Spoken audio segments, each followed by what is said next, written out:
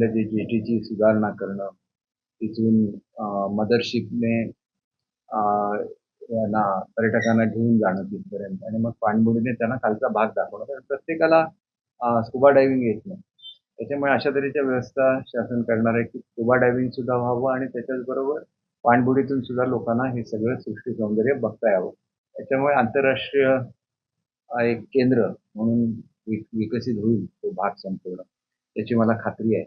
आंतरराष्ट्रीय पर्यटन नकाशावर वेंगुर्ल्याचं नाव त्याच्यामुळे येईल आणि या निमित्ताने मग अनेक हॉटेल्स होतील.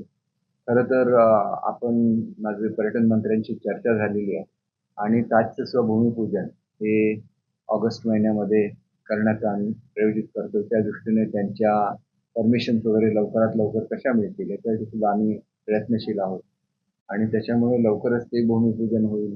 टोमॅटोचं जे हॉटेल पूर्ण झालेलं आहे त्याचं उद्घाटन होईल आणि एकंदरच जिल्ह्याच्या विकासाला गती मिळेल. ज्या मिलिटरीच्या जुन्या बोटी आहेत ह्या घेऊन त्याचं पूर्णपणे त्याच्यावरचं जे ऑइल वगैरे काढून टाकून की जेणेकरून प्रदूषण होणार नाही ते बोट बुडवायची आणि त्याच्यामध्ये प्रवाळ आपोआप तयार होतं आणि मग त्याचं सुद्धा लोकांना बघायला एक त्याची मजा वेगळी असते आणि तो प्रकल्प सुद्धा मंजूर झाला. त्याच्यामुळे स्कुबा डायव्हिंगला अधिकचं महत्त्व येईल. त्याच्याचबरोबर बोटी झाल्यामुळे पाणबुडी झाल्यामुळे वृद्ध लोक किंवा तरुण मुलं सगळ्यांनाच पर्यटनाचा आनंद लुटता येईल. एबीपी माझा, उघडा डोळे बघा नीट.